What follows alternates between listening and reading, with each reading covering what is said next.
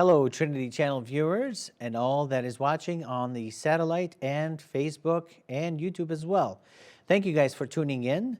And today we have another great show on the Truth and Lies.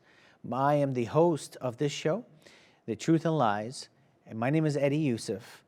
So on today's topic, we'll be discussing the scientific proofs of the Quran, or is there scientific proofs in the Quran?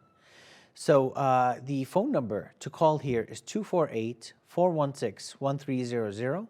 The phone lines will open in about 15 to 20 minutes. We will take the first 15 to 20 minutes talking about some of the things, some of the scientific proofs that are available for us in the Quran. Of course, we will be on the Christian side debunking them, and we have with us Ahmed Nadir, who will, on his Islamic side, try to prove them or make sure that they exist. Also, via Skype, we have with us Brother Jay Smith. Each one of them, Nadir Ahmed and Jay Smith, will give us about 30 seconds to 1 minute a biography of themselves to tell us a little bit more about what they do and their ministry. Brother Jay, welcome to the show. Thanks, Eddie. It's good to be here. Good to be here. Go ahead and give us about a minute and tell us more about yourself and what you do. Great. Well, I have been working in Islam about maybe 37 years. I have been as an apologist and a polemicist for the last 25. I am now in the United States. I was 25 years in Britain, and that's where I would engage with Muslims weekly at Speaker's Corner, getting up on the ladder, taking on sometimes hundreds of Muslims at a time. It was fun. It was great. Now I'm back in the States. I'm not retired. People don't think I'm retired. I don't know why people do. But I'm still engaging with Islam, as I'm doing tonight with Nadir Ahmed. This is the first time I've ever met him, first time I've ever engaged with him. So I'm looking forward to this time, the next hour and a half at least. Nadir Ahmed, thank you for being with us via Skype as well. Go ahead and tell us a little bit more about yourself and tell us more about you and what you do. Sure. So my name is Nadir Ahmed, and I've researched a lot of the claims for the miraculous nature of the Quran.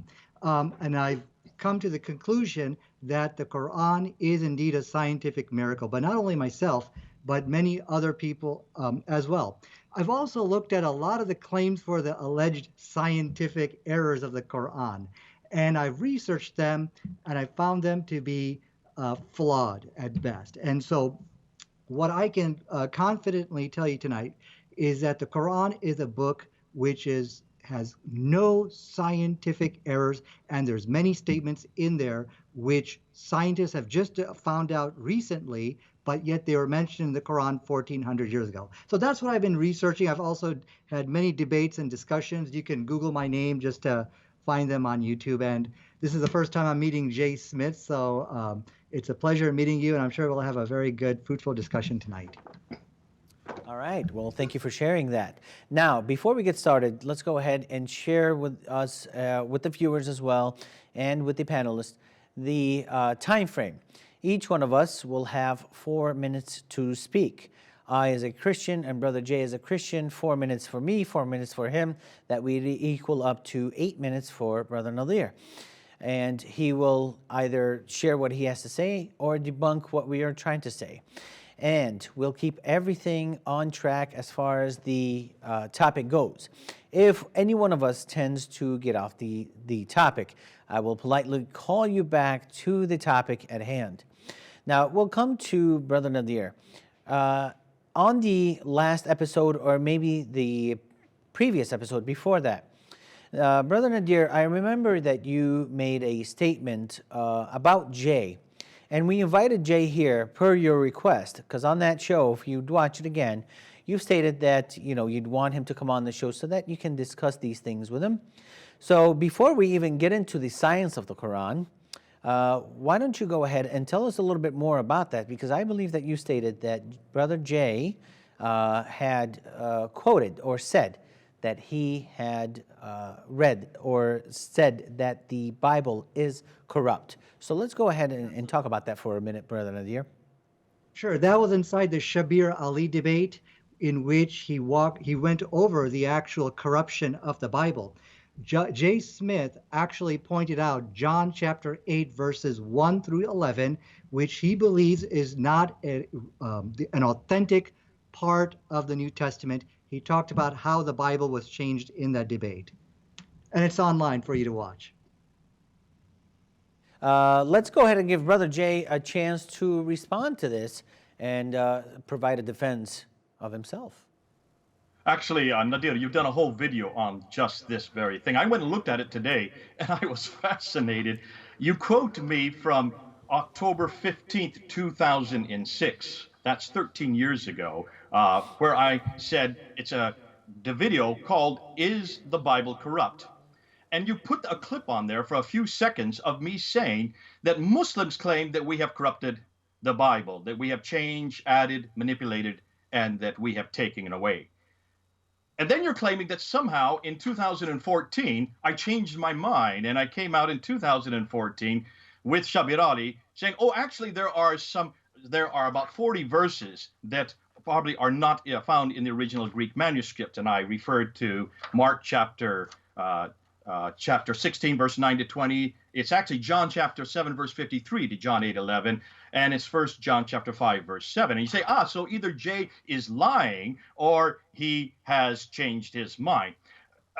Go back to that video again and look at the clip that you actually put in your video, Nadia. I don't say, very clear, it's not saying that I'm claiming that it was corrupted in that video. I'm saying Muslims claim we have corrupted it. And then I go right into and say, Muslims, be careful. If you watch the rest of the video, be careful about claiming that, because you're going to have to go back to your own Quran. You're going to have to go back to this book. You're going to have to go back to Surah 10, ayah 94, chapter 21, verse 7, chapter 4, verse 136, chapter 5, verse 46 and 47, and also verse 68, which says over and over and over again that the Bible is not corrupt. Be careful of what you claim, Muslims. That's what the whole video was about. Now, what you didn't do also, you didn't go back and look at the very next month. If you look at another video I put up on November 17th, 2006, almost a month after the video you're quoting, that whole video is on those variants. I talk about those variants. Why did you look at that video? I referred to Mark 16, verse 9 to 20. This is in 2006 I did this. I referred to John 7, 53 to 8:11. I referred to 1 John chapter 5. Go back and look at your material before you start saying that I have lied or that I have changed my mind or that I'm not honest. Please, please, please, don't quote that anymore. Now, and what I would like you to do, Nadia, so now you have seen that you have misquoted me, you have misquoted that video, you have basically besmirched my name. I want you now to go put up another video after today saying that you were wrong, that you actually misquoted me on that video, that I did not change my mind between 2006 and 2014. I have always said that there are these variants. We are very transparent about that. What I said to Shabir Ali and everybody else there in the debate in 2014 was nothing new. You should have known that. Be careful what you throw at me, because I'm going to throw it right back at you. But I really would like you now to go and correct that, and also tell your viewers that you were incorrect on that video. Would you do that, please, for me now? No, absolutely not. I think I was right. I think what you're doing is you're playing with words here. You said John chapter 8, or the whole story of the woman caught in the act of adultery. This is not an authentic part of the New Testament. Do you agree with that? Absolutely. We don't know if it is or not. I have no idea. No, What we're saying it's not found in the earliest Greek manuscripts. Okay, it's my turn. But It's my I've turn been to saying talk, that Jay. since 2006. Where have I changed my mind on that? Brother Jay, you asked a question. Let him answer it. Go ahead and answer it, Brother Nadir, and then we can get into the topic. Let's get to the topic. I understand. No, before we go on, please, before Eddie, something. are you aware of the fact I've always said this? Are you aware of the fact that I said it a month even after that debate you're quoting? Nadir, What's that was new to you. here? Why are you making these videos saying that I've lied? Okay, first of Please all, be I careful never said what you say about me in public. If you're gonna say it, for heaven's sakes, quote the video correctly. Hold on, Jay. So now Let go him back. respond. You can't do it now, but maybe let next him tomorrow respond, or Brother next Jay. week, please go back and look at that debate. Certainly, I'm not sorry, that video, and see what I'm saying there. I'm being very clear that Muslims need to be careful about stipulating that our Bible is corrupted. If they don't first go and look at their own Quran, be careful to do that. because you need to look at your Quran and see if your Quran allows you to say that. All right, Okay? Jay, let him Okay. respond and give him a couple of minutes. Go ahead, Brother Nadir, take a couple of minutes in response to what Jay said, and then we'll get into the topic because we're getting off topic. Yeah. Okay. So, see, Jay, when you say that the story of the woman caught in the act of adultery, which I believe is John chapter 8, verses 1 through 11, you say this is some kind of interpolation or some kind of fabrication. It's really not a part of the original New Testament. Now, you got millions of people who, or billions of people probably, who believe in this.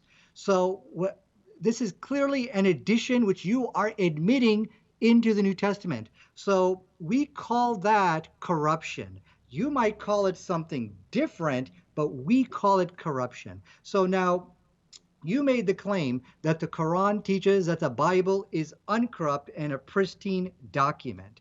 So let's do this. I really want to get onto the topic of science today, but I will challenge you for a discussion on that very topic, what the Quran says about the Bible, corrupt or uncorrupt. Maybe we could do that on the ABN show later. And let's together, you and I, look at the video, and you're going to see, first of all, I never called you a liar. I never said you're deceiving people, but you did change your opinion. Because when you started debating in the 1999s, I never heard you say that. I never heard you say, oh, by the way, this part of the New Testament, no, it's not from God, or it's just a fabrication. But you did your research, you did your studies, and now you change your opinion. We're like, oh, okay, yeah. There are portions of the New Testament which really don't belong there. Okay, so we can do in the Bible, all this stuff, we can do it, but let's get to the topic of the scientific miracles, if without further ado. Is everyone okay with that? Yes, yes. We are completely fine with that. We'll give Brother Jay a chance to respond to this on some later episodes, because if you're going to claim something about another person, here he is in person, or via Skype in this case, and he's trying to respond to what you have said. So he's only trying to defend himself. After all, this is a man's reputation. I'm sure, Brother Nadir, that you would do the same. With that said, let's get into the topic at hand, the science of the Quran. Now, Muslims claim to us over and over again that there is a lot of scientific proof in the Quran. I, as a Christian who reads Arabic, and Arabic is my native tongue, have not seen this yet. So let's go ahead and discuss it, starting off with the two C's that do not mix. So I had a Muslim friend, and right at first, this Muslim friend was telling me that there's this beautiful miracle of the Quran where the two seas do not mix. That is, the saltwater sea and the freshwater sea do not mix. And he was quoting the Quran, chapter 55, verses 19 through 22, which reads, "He has let loose the two seas converging together with a barrier between them. They do not break through. Then, which of the favors of your Lord will you deny? Out of them comes pearls and corals." So, we have a couple of implications here that these two seas do not mix together, and pearls and corals come from that. Now I find a couple of mistakes in that, if not more. In 2553, it implies the same thing of the Quran. So there are mistakes, like I've said already here. So in verse 20, we read that between them is a barrier that do not break through. That is not what is saying in the Arabic language. I said that I speak Arabic and I read and write it. That is not what is saying in the Arabic language. This means that the salt water and the fresh water, they do not mix, is what verse 20 is saying. However, that word in Arabic is barzakh, and barzakh means a land barrier and not sea barrier. That means there's a land between them. But if we take a look at this phenomena, which I'll tell you exactly where it's at, the two waters supposedly do not mix. But from what we know scientifically, it is only a current that goes through, and it will eventually mix later. So, if in case you're wondering if my word or my definition of the word barzakh, which means land barrier, is not true, Tafsir Ibn Kathir zeroes in on this. And he says about the verse that we just discussed, he prevents them from meeting by placing as land as barrier. So Tafsir Ibn Kathir says the land is a barrier. And he put that between them. That is, Allah put that between them. And that verse is also saying that there are two seas there. Well, really, it's not two seas. There's only one sea. and in it there's fresh water and salt water that is not mixing. So one is salty and one is fresh, that is not mixing in one sea.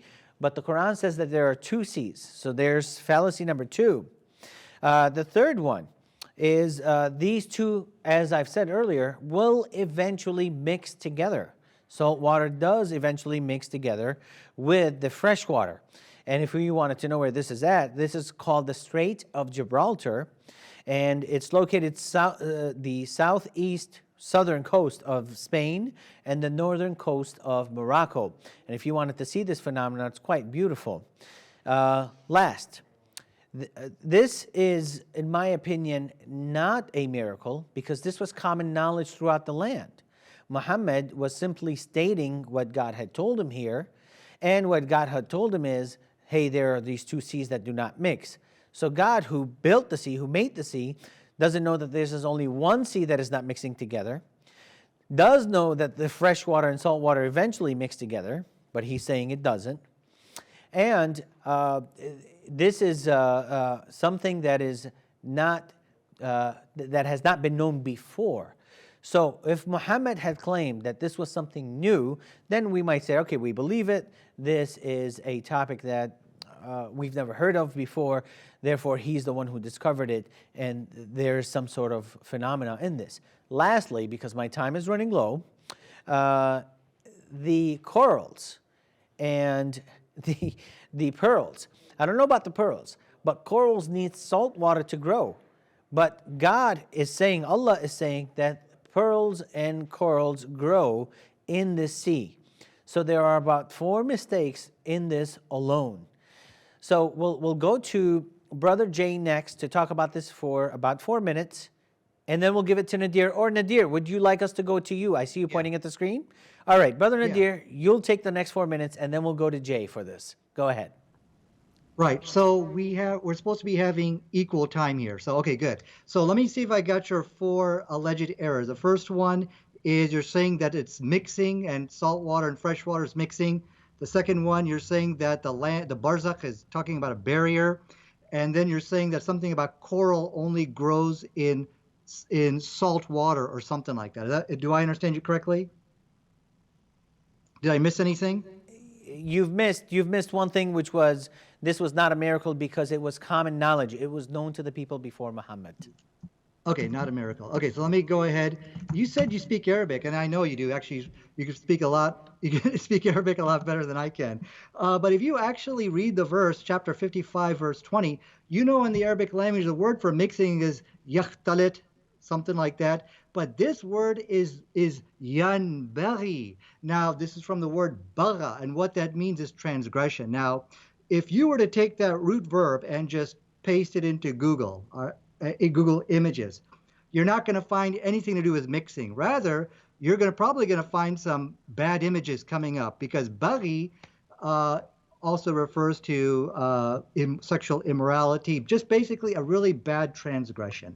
So the whole argument about mixing is defeated right there, because you speak Arabic, so you should be able to read this and see the word la yanbaghiyan, which is referring to transgress, not mixing. The whole thing about coral, this verse says nothing about salt water and fresh water. It simply says that there are 2 seas. So not only does it say nothing about mixing, but the verse just says there are just 2 seas and there's a barrier between them. Whether this is a miracle or not, I'm not actually presenting this as my evidence for the miraculous nature of the Quran. So I'm just going to let that go. We have other evidences which I feel are a lot more stronger, although there is a good point on that.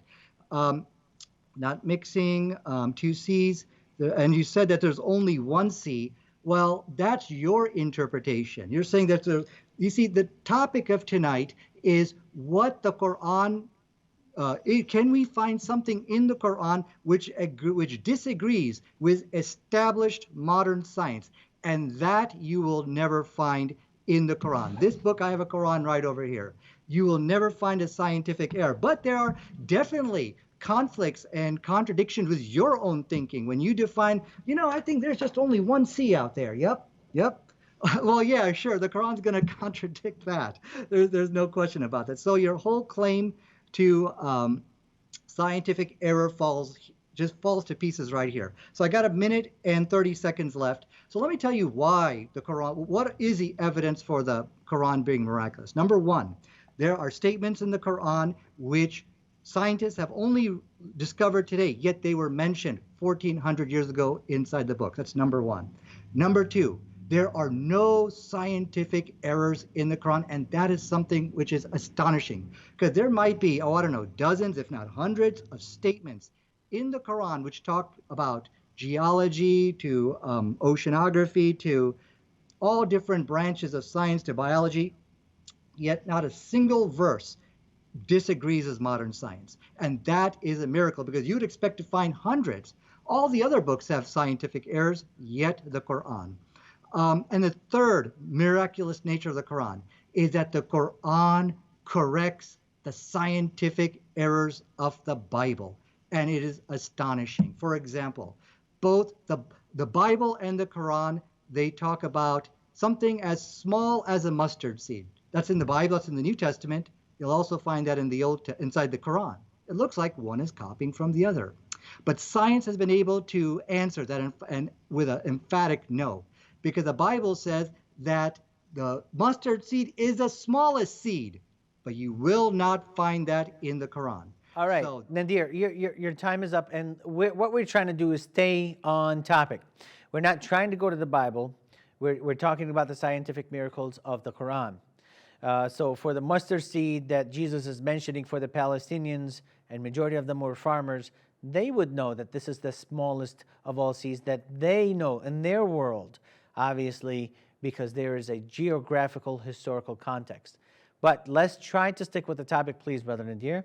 With that said, let's go ahead and give it to Brother Jay in response to what he said, or you'd like to bring some of the scientific Quranic errors yourself. Brother Jay, go ahead. Yeah, it's been terrific. Thanks very much. It's great. This is the first time I've ever had a discussion or a debate on this very topic, looking at the scientific proofs in the Quran. To find out more of what Nadir was coming from, I went and looked at his video today. He goes, if you look on his video from 2008, and I would encourage all of you to do it, he looks at 8 different scientific proofs in the Quran that shows that the Quran must be from God, because every one of these 8, nobody could have known about them before the 7th century. Absolutely nobody. He went over and he just stressed that point so much. And this is proof that Muhammad could not have known this. Therefore, only God could have given him this. And that's why this book is from God, he says. Now, what I like to do is just go right through every one of those 8. This is the first time I've seen it. I've only had today to look at it, but I can see so many problems because these are the same things we used to get at Speaker's Corner. Let's start with the first one in chapter 16, verse 68, Surah 16, verse 68, and he talks about bees, that the feminine form nahla in Arabic is used, and because it's feminine form, therefore Muhammad, we now know that the working bees are all the working bees are feminine. Really, the male bees are rather useless. They don't do much at all. And so how could Muhammad have known the sex of the bees to have known this? Well, the answer is very simple. And Eddie, you can help me out on this, because if you take a look at the word nahla, it is always feminine. It has always been feminine. When you're talking about bees, you can only use feminine. If you're bringing in a human into it, then you bring it into the masculine. But because of the fact it's bees, it will always remain feminine. So this is nothing a miracle. It's the only thing that, not Muhammad. I don't think Muhammad had anything to do with the Quran. We can get into that in another debate. Whoever wrote the Quran using proper Arabic would have only used this one word. This is not a miracle. Listen, in Isaiah chapter 7, verse 18, you also find that bees are referred to there, and they are devora. That is also feminine.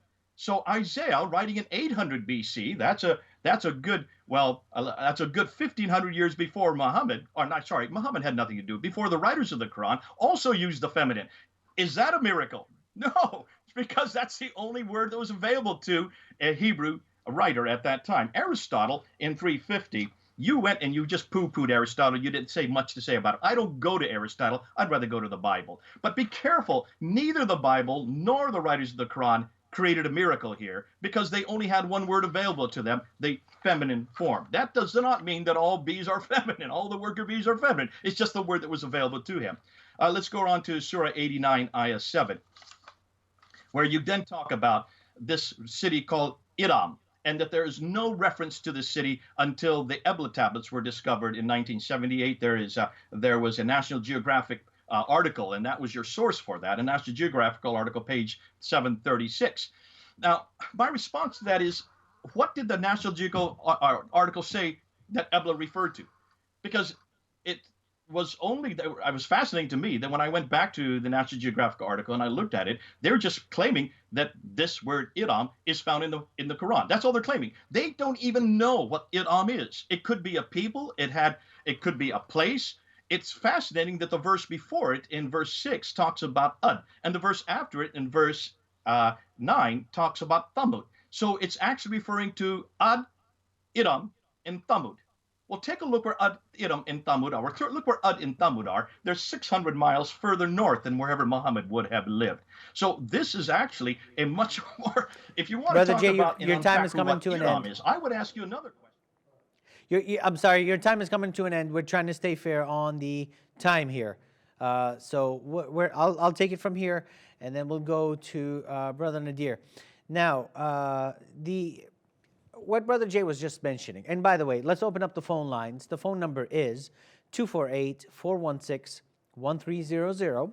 We'd like to take your questions, and if there are any Muslims that would love to challenge us on what we're saying, or any Christians that would love to challenge Nadir on what he's saying, please go ahead and give us a call, and let's see how we can answer it or help you out in any way. So if you have any comments, objections, any questions, go ahead and call us.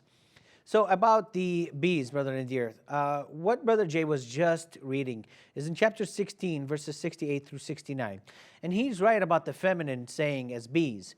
Not only is it bees known in the feminine, excuse me, but also the namla, which is an ant.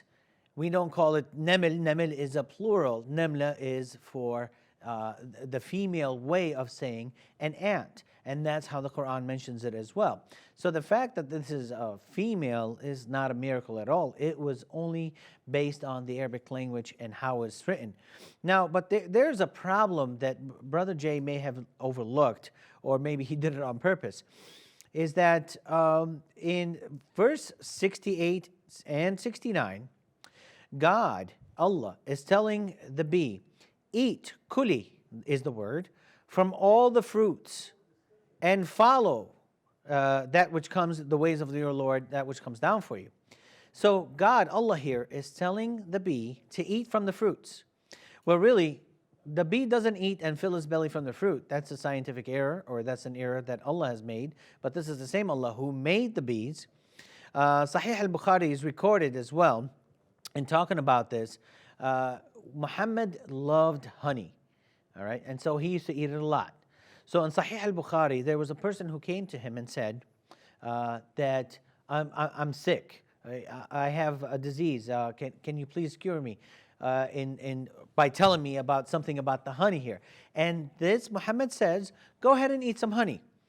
So he went and ate some honey, and he came back. And when he came back, he said, hey, my stomach still hurts.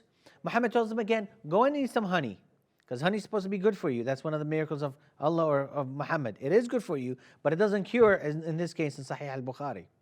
And then he came back again and he said, hey, I ate some more honey and my stomach still is not cured. Muhammad says, your stomach is lying. And after he said, your stomach is lying, this person out of fear said, you know what? My stomach is now cured. Thank you for telling me the honey. He recovered. Thank you for telling me about the honey. And he recovered. This is Sahih al-Bukhari, 57:15. All right. Another one, which is Allah claiming that bees eat from the fruit that I mentioned earlier, when in fact they don't eat from the fruit, they eat nectars. They eat from the nectars, or they take from the nectars, they collect it, and from the nectar of the flower, and they spit it out into their hives. They actually vomited it out. So Allah made a mistake with this, and by saying go ahead and eat from the fruit, when in actuality they have nothing to do with fruit. They're just going and collecting nectars. And if we have any calls, which I believe we have a call now, If we have any calls, I will pause either one of us that's talking, or all three, any of the three of us that's talking. So we have a call now, and it's from Brother Alex. Alex, who is your question for, if you have one, or if you have a comment or objection, go for it. Oh, hi. A question for Nadir. Can you hear me? Can you please speak louder? Hi, my question is for Nadir. Can you hear me? Yes, we can hear you. Go ahead. What's your question, brother? Okay. So, question is for Nadir. It's Surah 27, the Ant, verse 18. It says here, then ants are speaking. Now, he said, "O ants, enter your houses, that is Solomon, and his host may not crush you while they don't know." So, could you please explain me in that situation that what's going on here when we have a situation when Allah gives Solomon opportunity to understand the norm, and to that miracle, Solomon was able to understand what the ant is normally talking, and they're talking about the human issues. They talking about what's going on in Israel. They're talking about what's going on in Jerusalem. The ant was able to recognize King of Israel. He recognized that his name is Solomon. He recognized the army behind him, and he's communicating this information to his ants in the ant house. So, thank you, Brother Alex, for your question. Brother Nadir, did you hear the question clearly, or should I quote to you the passage that he's talking about, 27, 18, and 19? I heard the question. So you guys took about almost 7 minutes there. I have to respond now to Jay, and I got to also respond to you. And I think we agreed that we are going to have equal time in this discussion. So Eddie, I'll just ask that you please keep track of the time. Now, I think one of the problems here is, Jay, you're going back to some debate I had on 2008, and that's fine. We can definitely talk about that.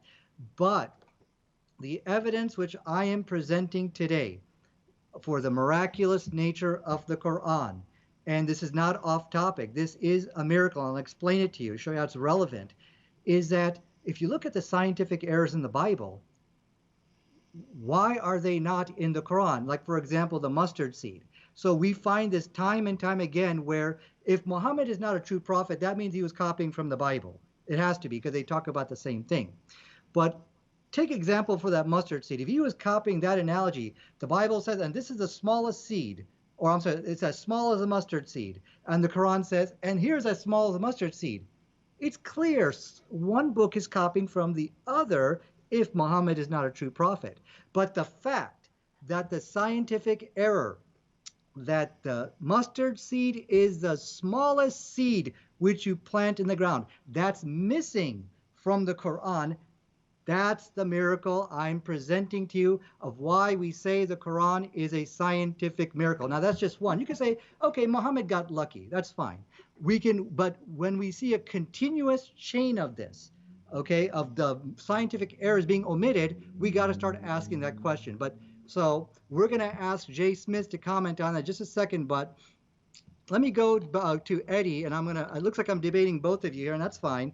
Eddie, you said that bees don't eat fruit. Let me ask you a question. Did you ever Google that? Do bees eat fruit? Just a quick yes or no question. Yes, I've Googled it. Okay, because I've Googled it, and I actually got pictures of bees eating fruit. Bees do eat fruit. If you like, I can share my desktop, and we can Google together if you like. So, and this is the astonishing nature of the Quran. Now, there's been a lot of discussion of that the namal, or the insects are female by nature of the Quran. That's right, that's fine. But the miracle is you got this female bee, but you ascribe, and let's say insects are always female. Almost all the time they're female. That's fine.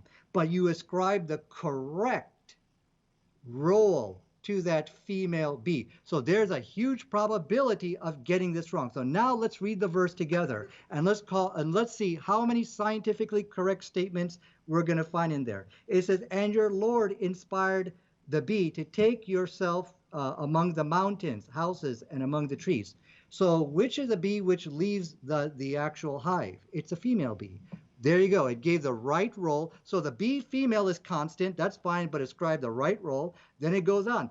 "Then eat from all the fruits." Do bees eat fruit? Absolutely. If you like, I can share my desktop and we can do that Google search. There's pictures of them eating grapes and rotten fruit everywhere. Number 2, "and then emerges from their bellies a drink." Wait a second. Does honey come from their bellies?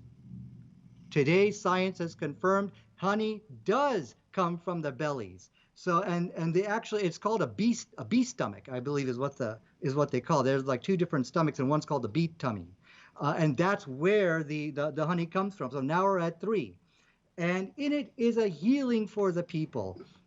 So this talking about that there is shifa, there is a healing in honey. Now that was known by many different peoples of the past. So the issue that you got that in there is not a big deal. But what is a big deal? You just made 4 statements. Every single one of them is scientifically correct, and that's not possible. Because if you're guessing at this, you're going to get it wrong. Okay, Brother Nadir, right. we have a call. I'm going to give you 3 more minutes. I've been keeping time. 3 more minutes is your time to go after this call. I think this is a call from Marwan. Marwan, who is your question to? Or if you have a comment or objection, please keep it to about 30 seconds. Go ahead. Good evening. My question for 3 of you.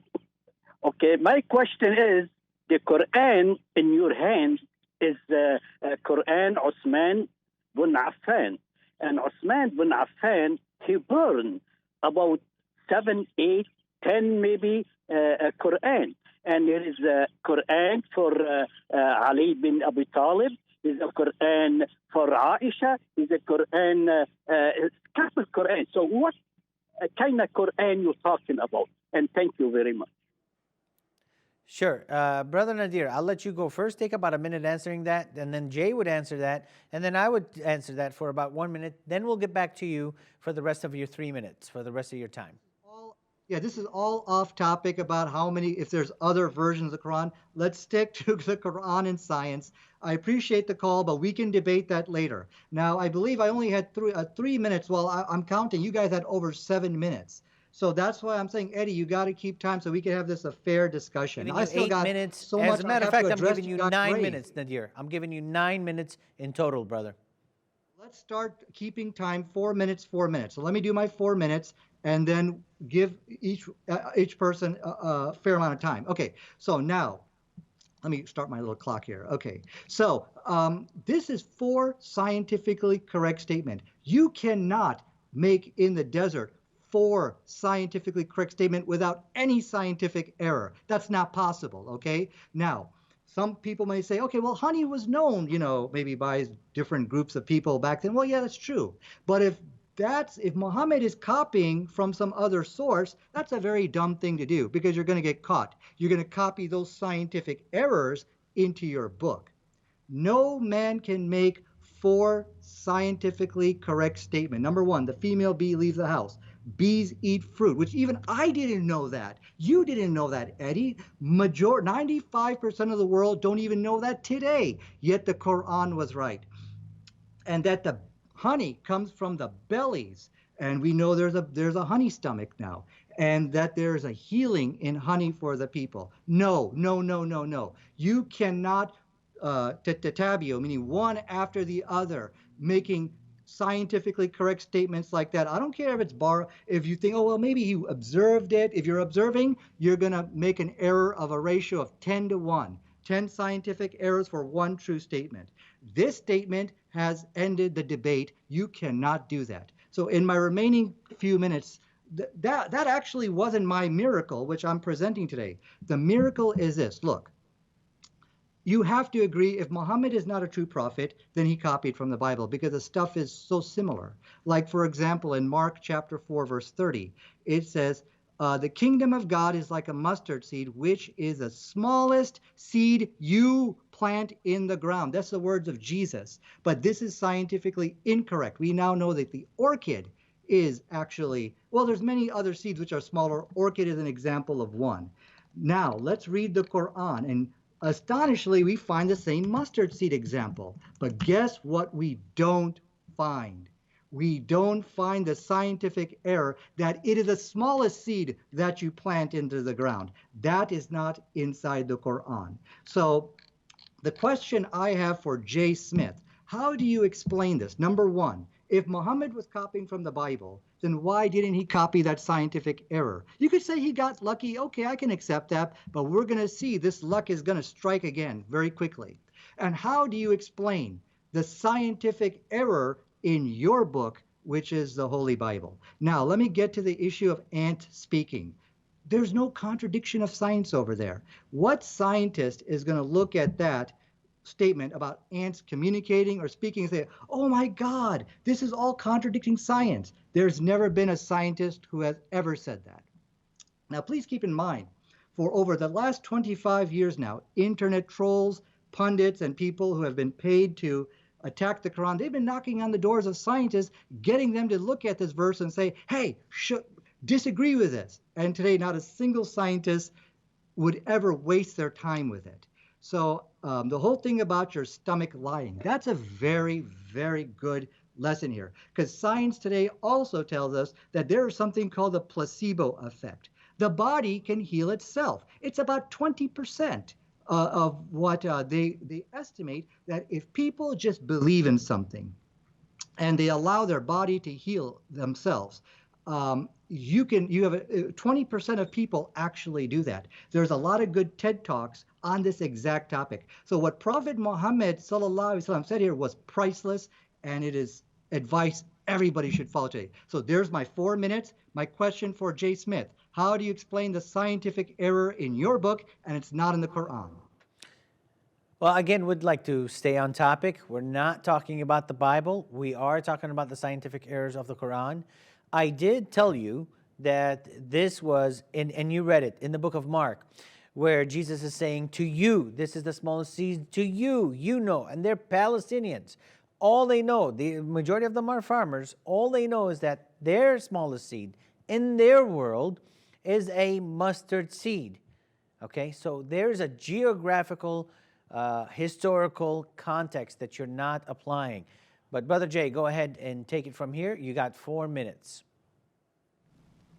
I think it's fascinating that Nadir did not want to answer the caller's question. It would have been great to see how he would have struggled on that one. You can see how he wants to answer what he wants it, and he wants to throw it back to the Bible, which is fascinating. You just answered it. This is a metaphor. We've always known the mustard seed is a metaphor because Christ always used language that the people could understand in his day. And he's talking about the kingdom of God, which starts as small as the mustard seed. For you people, that's the smallest seed you have, and then grows from there. Look at the metaphor he's using, and don't try to take it literalistically to incorporate every seed in the world. But notice he didn't want to go back to that question.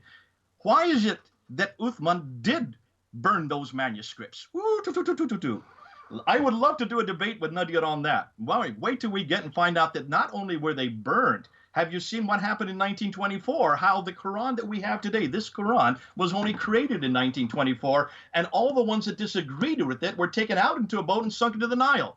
Now, he won't want to answer that one either. But let's get back to the scientific proofs, because I love to see. I'm going to continue right through his paper on what he did right. You can see he doesn't want to talk about this now. He said that's in 2008. Yet he's quoting me from 2006 in the video where he besmirches my name. So I'm going to continue back with these quotes. Evidently, he wants to throw these away now. He doesn't want to throw what he was saying in 2008. He wants to just talk about the mustard seed in the Bible.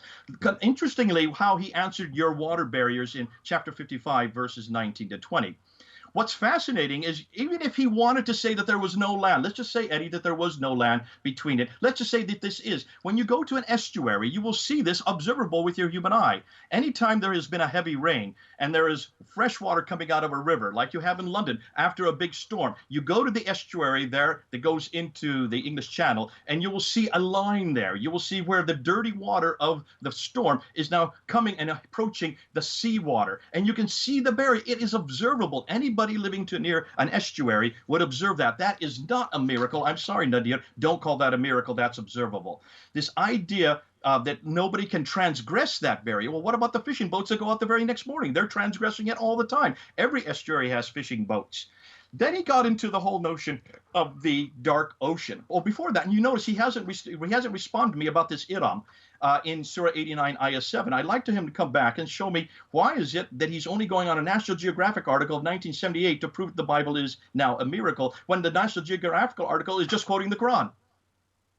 I'd love to hear how he's going to answer that. Now let's go back to dark ocean. In chapter 24, verse 40, Nadir comes up this notion that when you go down below 1,000 meters, there is no light down there, and there's no way that anybody could have known that. No way that anybody could have seen that. How did Muhammad know that it's pitch black at the bottom of the ocean? I wish you had done a little bit more homework on that, Nadir. Actually, it's quite well known. It was well known in the 2nd century. You have Rabbi Meir, who actually refers to the fact that Jonah and the story of Jonah, the whale went so deep that he had to use lights from his eyes. Now, he was saying it was like he would have to use lights from his eye to be able to see where he's going. It is so dark, it's pitch black down there. This was also repeated by Tarfon in the 2nd century, and it was then edited by Pirkei de Rabbi Eliezer, which is fascinating because these do predate the Quran by 5 centuries. I would even say 6 centuries, but we won't get into that debate tonight because that's one I can see you can't handle because you don't want to even talk about what that poor man who asked you that question earlier. So I want you to answer that. Do you really believe that the Quran is the first one to find that to delineate that there was absolutely pitch black at the bottom of the ocean when you have these references that predate it by 5 centuries? I also want to talk about your idea that Jerusalem is the lowest center of the lowest point on the earth. Do you really believe Jerusalem is the lowest point on the earth, as you said in your video in Surah 30, Ayah 20, Surah 30, Ayah 2? Your time is done, Brother Jay. Let's go ahead, and I will take the next 4 minutes, and then we will go to Brother Nadir for 8 minutes. We're just trying to keep track of time. Once again, I want to remind the callers to call us at 248-416-1300. And Brother Marwan's question was actually good in dealing with this topic because we have 114 chapters today, but before it was 116. Before that, it was 111. I mean, which one is it? There are missing verses, the breastfeeding of 10 times and then reduced to 5 times, the stoning of the adulterous women. So there are a lot of verses that are missing, and we know that from the hadith. But back to the ants, which I love so much that I think Alex had mentioned. In 27:18 through 19, at length, here's what I'm going to read, at length from the Quran, when they came to the valleys of the ants, one of the ants said, "O ye ants, get into your habitations, let Solomon and his hosts crush you underfoot without knowing it." How did that ant know, as the caller said, that this was Solomon? How did that ant communicate, since they only communicate with pheromones and chemical smells? How is this a miracle? To what purpose is this serving? I mean, to know that the animal speaks? I mean, this is only in one ant. How is it only this one ant that spoke, and there were like thousands of ants if they are right within their inhabitation, as the Quran is saying? Not only that, if you read that chapter, maybe 2 verses before, like for an example, in verse 17, mentions that Solomon had soldiers of jinns, of men, and of birds, and they were all marching in rows. Jinns are demons, like the shaitans, men and birds. So here, if jinn is evil, Solomon had them as soldiers. So that must mean that Solomon controls evilness. We must exercise Solomon. Verse 19 says the Hopi bird, which is in Arabic is al-hudhud, he's missing, right? And he's missing, and Solomon notices that this bird, which I have no idea how he notices, that this bird is missing, and he's saying that his punishment will be severe if he's not here, or if he doesn't show up in verse 22. And then the bird shows up all of a sudden, and the bird has this amazing intelligence. He finds this woman that had a great throne, and she was a great ruler, and he's telling him everything about this woman. And even if we read the tafsirs about this, it's really quite funny how all this is coming together. But from the ant to the hudhud, to the bird who's speaking, not only is he speaking, he's giving out an opinion about this woman and her throne. I have no idea how he knew that. And we know scientifically do not operate like that. They speak through pheromones and, like I said, chemical smells. How did this all take place, Brother Nadir? I want to understand, and scientifically. And not only that, after you're done explaining it, if you could, how is this important to us?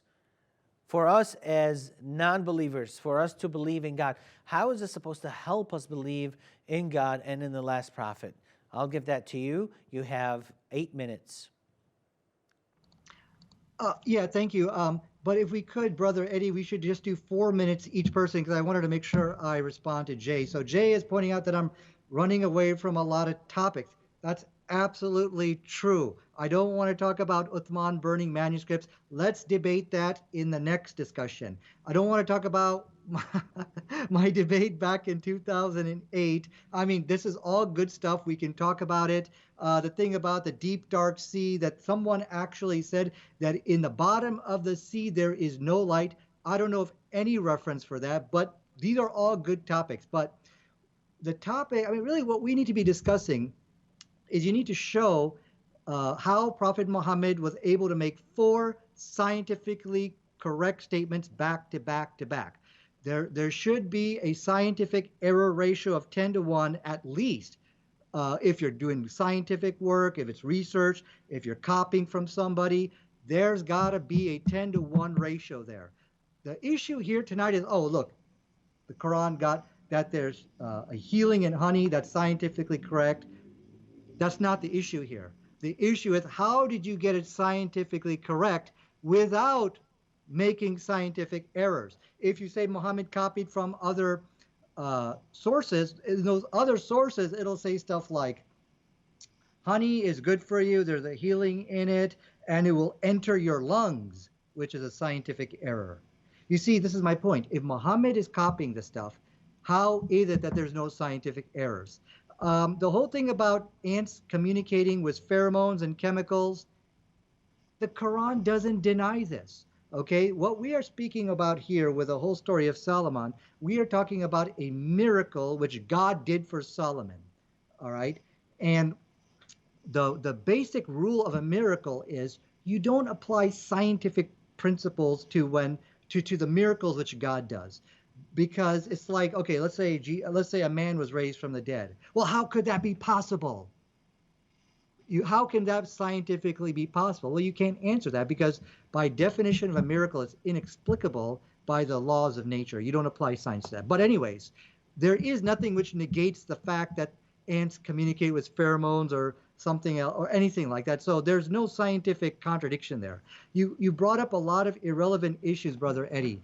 Like there are things which are quite funny inside the Quran. Well, saying that the mustard seed is the smallest seed is actually can be ridiculed as well, Brother Eddie. So I think you need to look at your own book first here. You ask questions like, how is this important to us? We can definitely talk about it. It's talking about the great majesty and the kingdom which God bestowed Solomon and the significance of that, but that's off topic.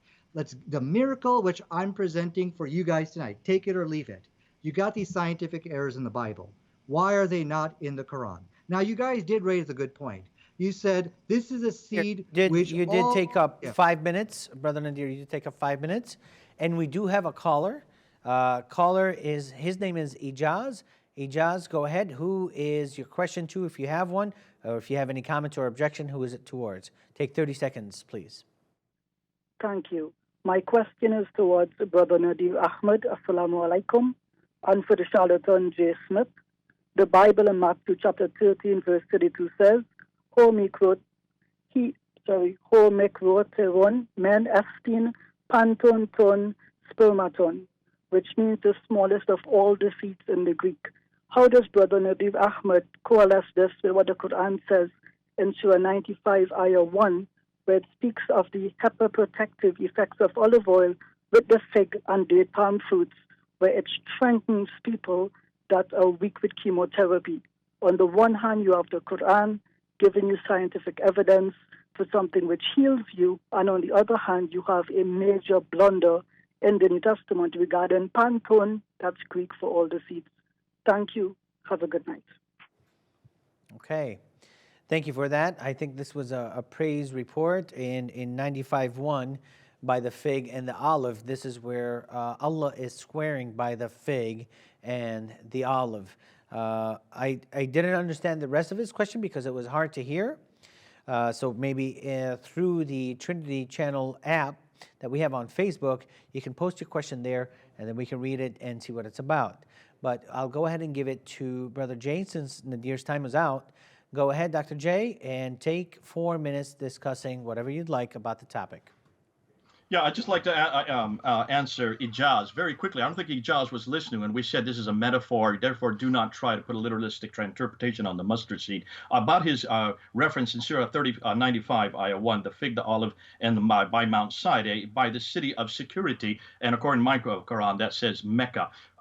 Boy, I'd like to hear Ijaz try to understand that there was no Mecca at the time the Quran was written. There was no Mecca. I'm sorry, at the time that Muhammad was living. There was no Mecca at the time of Uthman that we know of. The earliest reference we have for a city called Mecca is not till 741. Muhammad died in 632. How does he answer that? I'd love to know. This is Ijaz Ahmed, who is from Trinidad, who was supposed to have debated me, I understand, back in Hong Kong in November. Now, let's go back and let's continue with what I'm saying.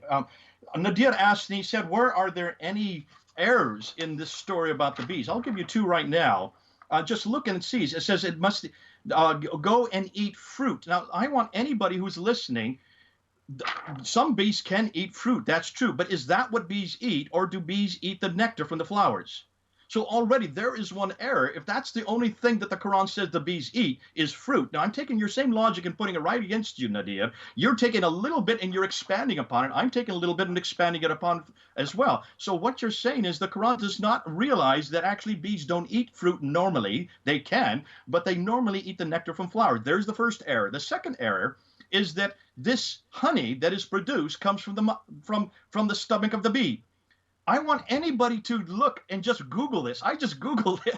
Everyone that I Googled said that honey comes from the honeycomb that is brought by the bees into the honeycomb from the nectar of the flowers. It does not come from the bee's stomach. That is a metaphor again about the honey stomach. It is not produced there. So I would love to know where Nadir thinks that this is a real error. This is a glaring error. Now let's continue on, because I would love to get through these things that Nadir now wants to run away from. He still hasn't answered the question about the dark ocean. Please answer that in Surah 24, Ayah 40. How is it that the Quran is a miracle because it knows that there's darkness at the bottom of the ocean? You said you don't know who this Rabbi Meir is and Rabbi Tarfon is. They're from the 2nd century. If they could know this in the 2nd century, this was nothing new. It was nothing new. Therefore, even those who wrote the Quran would know that it's dark. Anybody who swims, I don't know if you swim or not, Nadir. I have swum many times in the ocean. The deeper you go, the darker it gets. It also gets very much pressure. That is observation. That is just logic, that it gets darker the deeper you go. Let me go to Surah 30, Ayah 2. This is another one I want to hear Nadir try to answer. But please answer about these things with the bee. Please answer about the dark ocean. Now please answer chapter 30, verse 2, which talks of, and you said very clearly in your video that the Romans the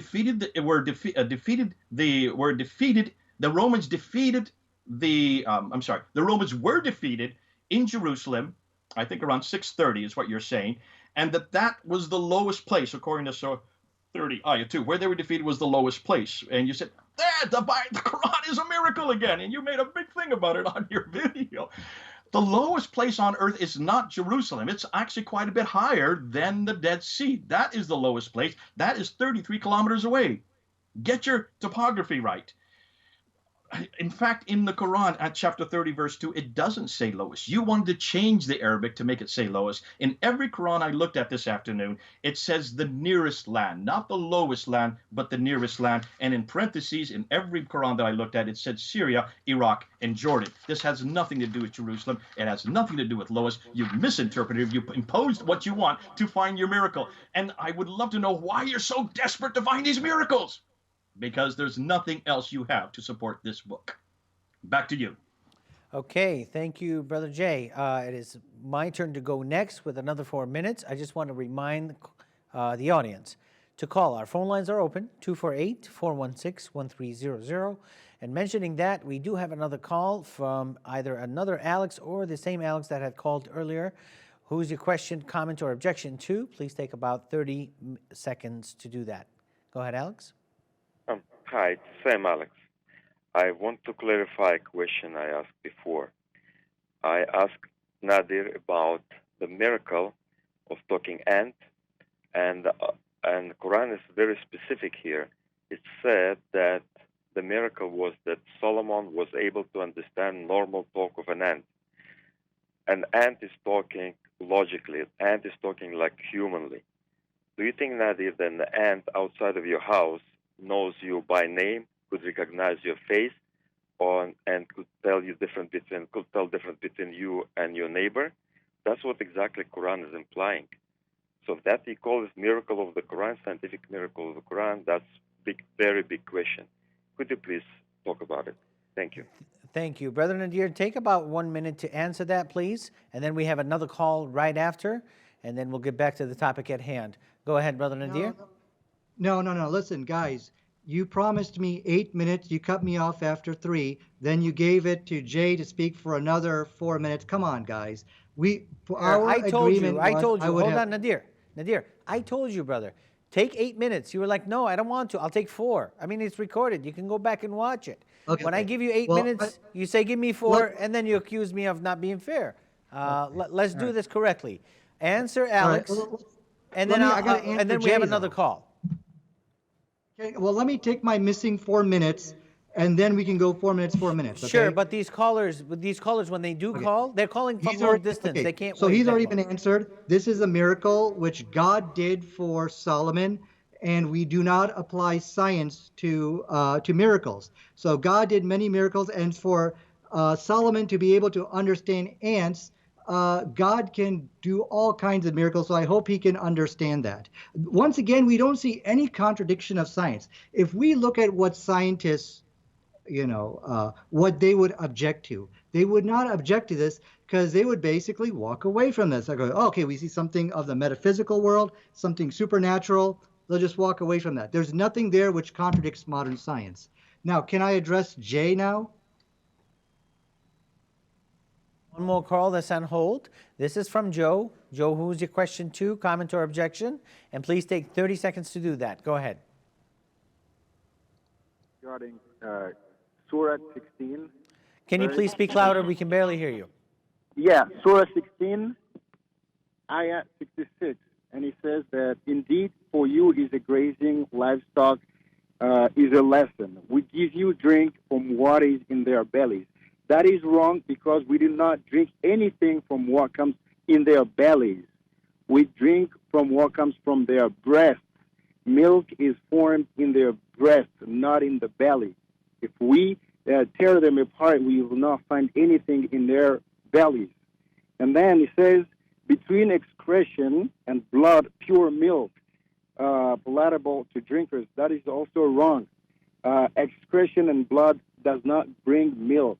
Would love Nadir to answer that, please. Thank you. Go ahead, Nadir. Take about 1 minute to answer that. I will go for 4 minutes. Then you will go for 8 whole minutes. We will make sure of that. But if I tell you let's go for 8 minutes, please don't say 4 minutes only, and then you accuse us of not being fair. Go ahead. Answer that for about a minute. Yeah, I've got a whole list of stuff I got to answer here. I've got it written down, so let me take a quick minute. This is, first of all, the milk. The caller actually has a scientific error. The milk doesn't come from the breast, okay? It comes from the udder. So basically how milk formed is exactly like what we see here in the Quran. First of all, they eat their chud, it goes to their stomach, and then it goes to the intestines. Remember, the Quran said between the farts, which is like excretion, it goes through the intestine, and then it goes into the bloodstream, and from the bloodstream it goes to the udder. Now the Quran said it's between the farth, which is like the excretion, and the blood. And we know that milk is nothing but secreted blood. So once again, the Quran is dropping hints. Hey, I know how this process works. So not only was it not a scientific error, milk doesn't come from the breast. It is as another astonishing hint here that this author of the Quran knows how milk is produced, because it went through the intestines and into the blood, and the Quran said between the feces and the blood. There's a good Google video on this about milk is nothing but excreted blood. Now, how you can't look at this and say Muhammad could not have known any of this. He's dropping hints. Hey, I know how this thing works. Okay, thank you, Nadir, for answering that caller. We do have one more call so that we can finally get to the rest of the topic. This is John on the phone. Go ahead, John. Yes, I was just calling because the one miracle that it seems is being presented is the one that has to do with the bees. That's the one that's been brought up a couple times, and the stomach and so on and so forth. So I did go ahead and Google it, and it does say something about a stomach, but it's really not the stomach. It does say here, for when I'm looking at that, the nectar never gets into the bee's digestive system, which would be a stomach, but that it is in the esophagus, and then it comes back from there. So if it's being alleged that the Quran actually said that it is in the stomach of the bee, that would be incorrect scientifically. So that is a scientific error. If the Quran is saying that it goes into the bee's stomach, there is no nectar that goes into the digestive system of the bee in order to make the honey. And I'm looking at it right now online. Anyone can do that. Right. Well, obviously, we'll need a lot more research than just one Google search. But thank you for doing that. I've looked into this deeply. I don't agree with Brother Nadir, and I wish we had more time to discuss this, but let's move on. The next topic that we'll talk about is the shooting stars. Every time you see a shooting star, this is God shooting at a demon who's trying to creep into heaven to gain some intelligence or some information. This is from chapter 72, verse 8 and 9. But before that, chapter 37, verses 6 through 10, we have indeed adorned the Lord heaven with beauty and stars, and for guard against every defiant devil, so that they cannot hear the highest assembly, but be cast away from every side. Repulsed there is the perpetual torment, and so on. The spirits, al-jinn, here is mentioned in 72, verses 8 through 9.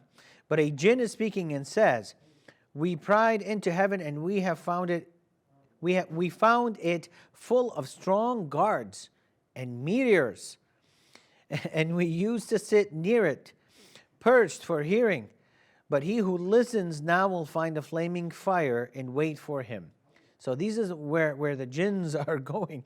In 67, verse 5, "And we have adorned the lowest heaven with lamps, and we have made them missiles." So these lamps are missiles. It's not the case in Arabic, by the way, but I don't have much time to get into that. "For the devils, and for them were prepared the punishment of fire." So over and over again, the Quran is talking about this fire that is being shot at heavens, at jinns or demons that are trying to work their way in.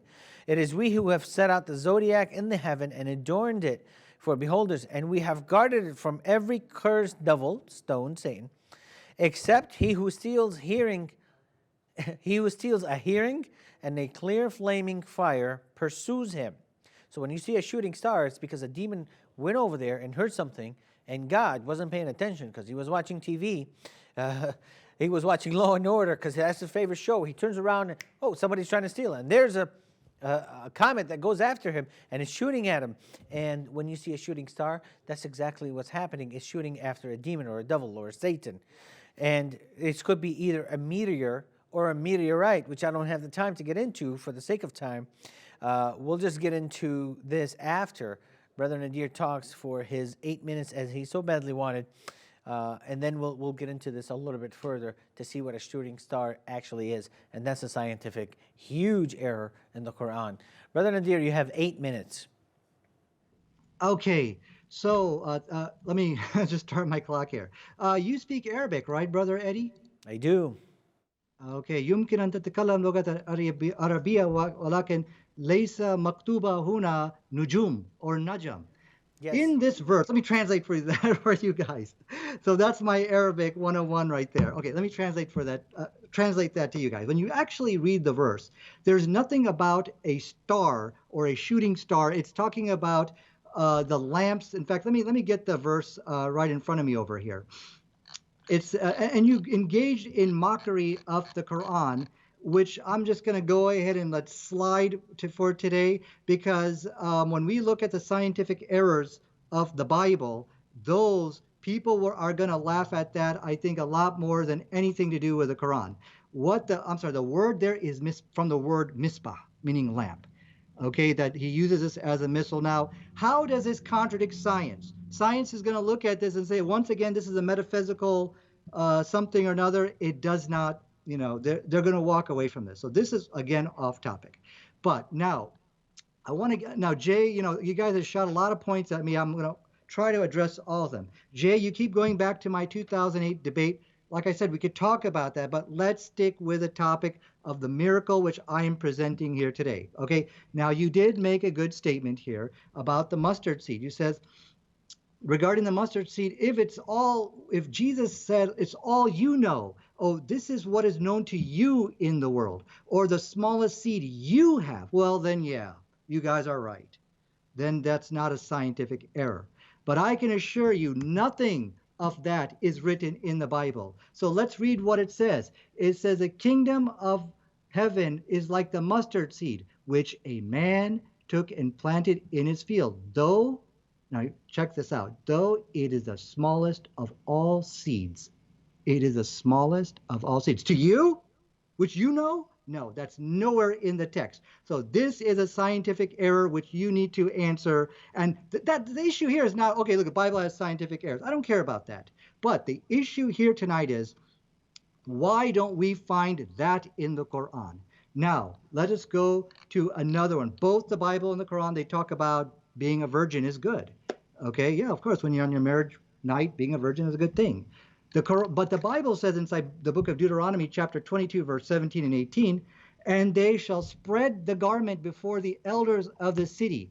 And it goes on that if the elders of the city shall take the man and chastise him if she doesn't bleed on these bed sheets. It's talking about the virgin blood on the bed sheet. And then they should fine him 100 shekels. So, in fact, let me read verse 17. And behold, he has charged her with a shameful deed, saying, I did not find your daughter a virgin. But the evidence is this, that of the daughter's virginity, that they shall spread the garments on for everybody to take a look, which is like virgin blood on the bed sheet. This is a scientific error. Today, science tells us today there are many virgins who will not bleed on their marriage night because they might not have a hymen. Some women are born without hymens. They do not have, or maybe it's been ruptured through horseback riding or just some kind of strenuous exercise. So now the metaphorical stuff, that didn't work for the mustard seed. It surely is not going to work here. So Jay, I'm going to ask you to renounce Christianity today because you said, no, not my God. My God could never make a scientific error. But what about the Quran? The Quran also says to be a virgin is good. In Surah chapter 66, verse 5, it talks about being virgin is a good thing. But guess what you don't find? You got it. The virginity test. That is nowhere to be found inside all of Hadith or in the Quran. So, okay, Muhammad got lucky on the mustard seed. All right, maybe he got lucky. He didn't copy. It is the smallest seed which you plant in the ground. Fine. But now we see Prophet Muhammad sallallahu alaihi wasallam getting lucky again. The virginity test. This is the blood on the bedsheet blunder. There is nothing on the bedsheet which can determine. There is nothing, period, which can determine a woman's virginity. This is what science tells us today. And guess what you don't find in the Quran? You got it, the virginity test. Number 3, both the Quran and the Bible, they talk about Noah's flood. The Bible speaks about a universal flood. The Quran also speaks about a flood inside chapter 25, verse 37. But look what it says. Well, let me go back. Why is a universal flood contradict science? Because there's millions of species of animals, more than millions of species of animals out there. We're still discovering them today. So could you imagine an ark so big that you fit all these millions of animals? And then there's always a task of reintroducing them into the wild again, which is another big task. Science says this is impossible, and this is actually a scientific error I learned in college. This is something which is unanimously tested by scientists as a blunder in the book. But now let's go to the Quran. Chapter 25, verse 37. And the people of Noah, when they denied the messenger, we drowned them. Who? The whole world? No. The people of Noah. So here we see the Quran yet a third time correcting the scientific blunders of the Bible. So one thing I want to hear from Jay Smith, I would like to hear your opinion on this virgin blood on the bedsheet. Do you reject this as a scientific error? Take 20 seconds of my time, Jay, and explain it to me. Will you reject this virgin blood on the bedsheet blunder?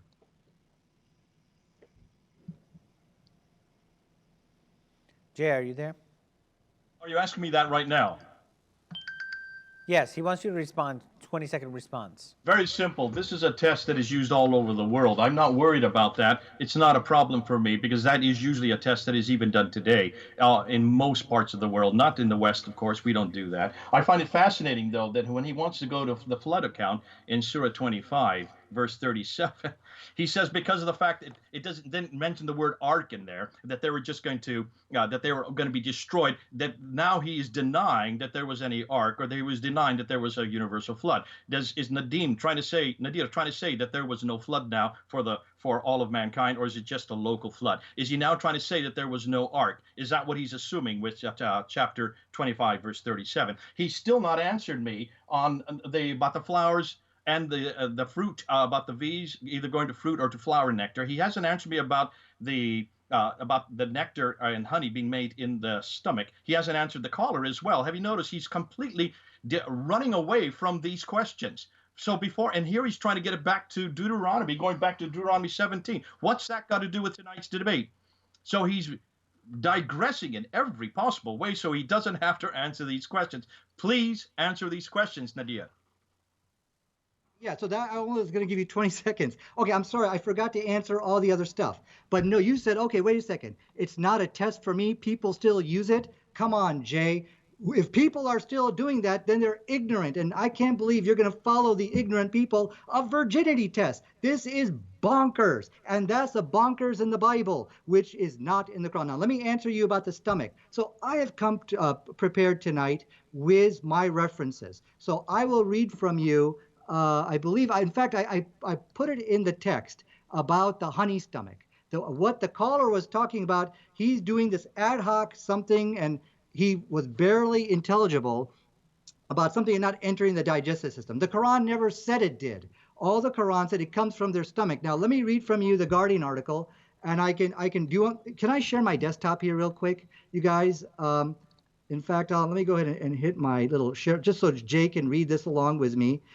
It does come from their stomach because, again, look, you guys don't know what I'm talking about to begin with, okay? You're just right now doing quick ad hoc Google searches to win the debate, but that's not going to work. We can't see that, Look Nadir. It's too small.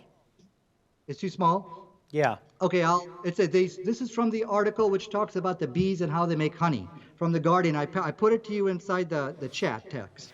They store it in what is called the honey stomach, which is different from their food stomach.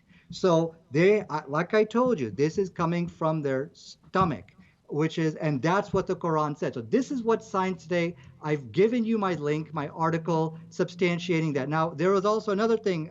You're right, I'm not answering a lot because I'm being bombarded with so many points. You said, well, the flower nectar, that's what's normal. The Quran doesn't contradict that. Again, you have not answered, how did Muhammad sallallahu alaihi wasallam get it right 4 times in a row and corrected 3 scientific blunders of the Bible? And I'm going Nadir, to come back to you because I'm not going to let you go. no problem. It seems Jay. like, Nadir, it seems like we Yeah. have lost the video call. We can only hear your voice. I okay, think you went to yeah. desktop and did not bring up your picture again, your video. Yeah, okay, sorry about that. Okay, well, I tell you what, can you see me now? Yes, and you have about 2 minutes. Okay. So let me see what else. You're right. There's so much here I'm missing, and I apologize. It's just that I've been bombarded from left and right. Okay, you keep saying. So now you went back and said that the mustard seed, was all metaphorical. This is what all false religions try to say to defend the scientific contradictions in their Bible. There's nothing metaphorical about this, okay? There's nothing metaphorical about saying that the mustard seed is the smallest seed which is planted in the ground. But as you can see, Jay Smith is just misleading himself and misleading others on the Bible blunders. But that's not the important here. The question is here, why is that not in the Quran? If Muhammad's copying from that book, believe me, he's going to copy those scientific errors. But I'm not going to let you go on this virgin blood on the bedsheet blunder. You said something, well, I don't do it. Well, whoever does it, that person should be condemned. They are ignorant people. Science Today has debunked it. There is nothing on the bedsheet which can determine virginity. It's a myth. It's a folklore. Yet this is what the Bible says. Yet we find no scientific errors in the Quran. Now, Jay, very quickly, did I address all your points on the scientific errors referring to the B verse? Because if you cannot address that, it's over. That's 4 scientifically correct statements. Bees do eat fruit. The honey comes from their stomach. It's the female bee which goes out. And honey, there's a great healing in it. You cannot make 4 scientifically correct statements in the desert, which people even today don't even know. People like the callers, they're like, what? Honey comes from the stomach? Bees eat fruit? Even today, we don't know this stuff. Yet this was mentioned in the Quran 1,400 years ago. So you have to answer that, and you have to answer this blood on the bedsheet blunder in your Bible. Please don't go back to the 2008 debate. We can talk about that later, but address what's being presented Nadir, to your you time is today. up, brother. All right, thank you for that. Nadir, your time is up. Brother Jay, go ahead and in 4 minutes, I guess cram in there as much as you can because we can't really address all these topics. Go ahead, Eddie, may I Dr. ask Jay. a question first about timing? Before you start the time, Yes, go ahead. how much time do we have left in this talk? We have about 7 minutes left, but obviously it will be extended. Is let's this go my ahead and- last? Is this my last talk? Is this the last thing I'm No, saying? this is not your last chance. We will let you know when the last talk is. Okay, let's go through. It's obvious that he does not want to accept that when in the Quran, it's very clear that when it says to eat fruit, that that's not what that's not what bees do. They mainly get nectar from flower. He doesn't want to accept that. That's fine. Those who are watching can see that he's made a mistake, that the Quran has made a mistake on that. It's obvious that he does not understand what the caller was saying. He claims that the guy was garbled. We could all understand. It was very clear. He was saying that the nectar that the bees take from the flower does not go into their stomach. It stays above the stomach. It's put into the honeycomb. It's in the honeycomb where the honey is made. There is no honey in the stomach of any bee. Whether or not it's called a honey stomach is superfluous. That's another mistake that the Quran has made. So those are 2 mistakes already in that same reference. He has still not answered about the dark ocean. He still has not answered about the lowest land being Jerusalem. He has still not answered about the water barriers to you. But I want to say he made this claim that there is no error whatsoever. So I want to now go to Surah 21, Ayah 33, that science now proves that the sun and the moon have orbits.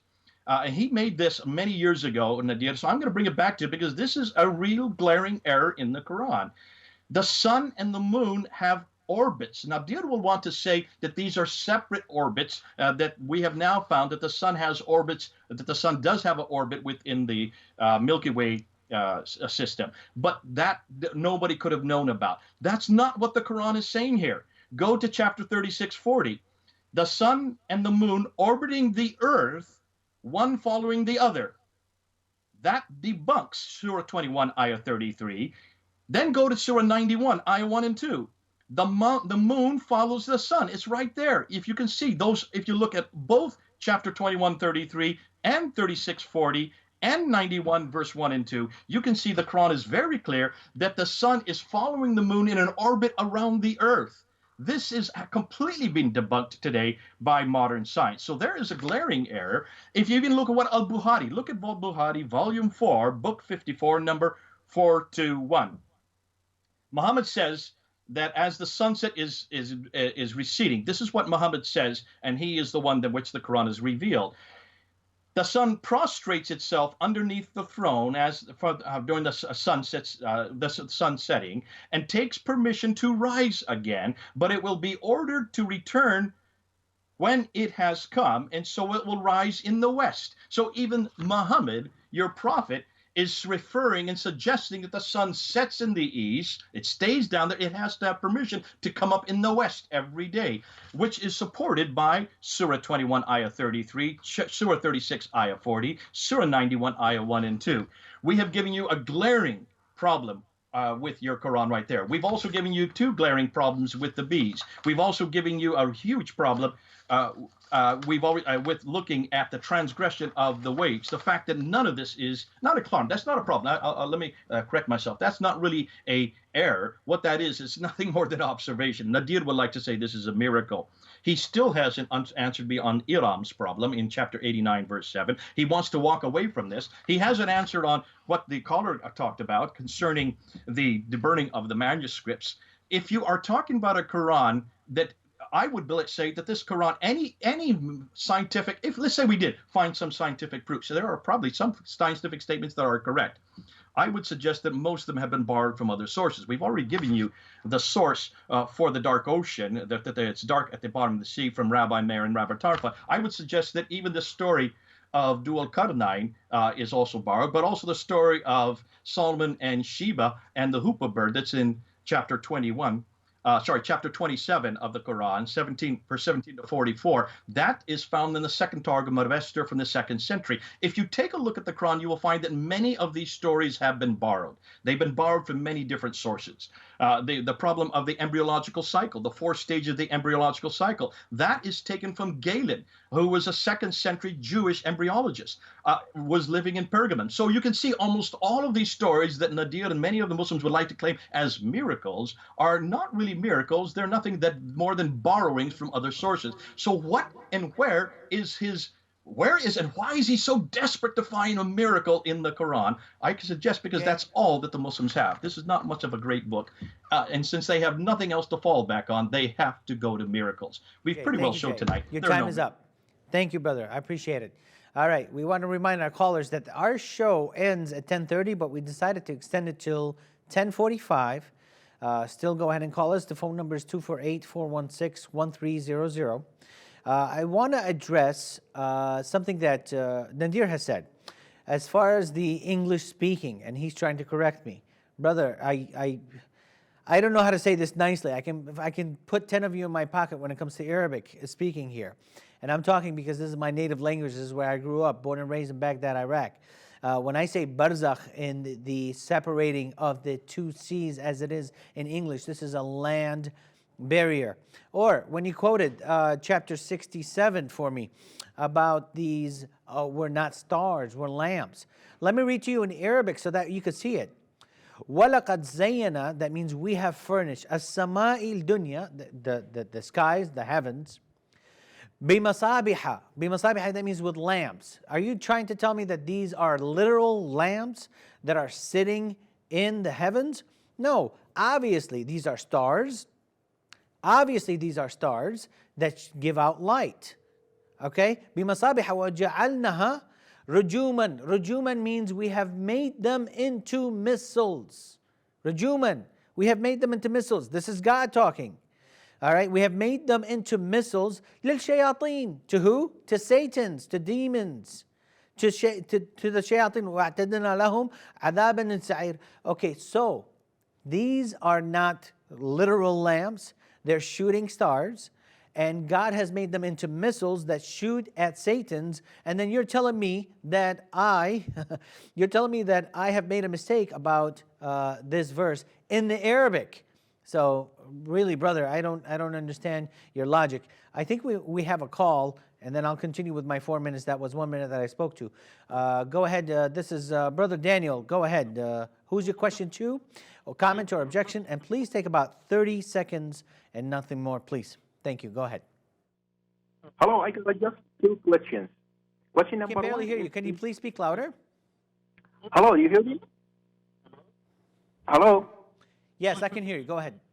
Yeah, in Surah 18, verse 50, how did the shaitan have children if he had only one who was kicked out? This is question number 1. Question number 2, in Surah 41, verse 11, Allah created earth first and after that heaven.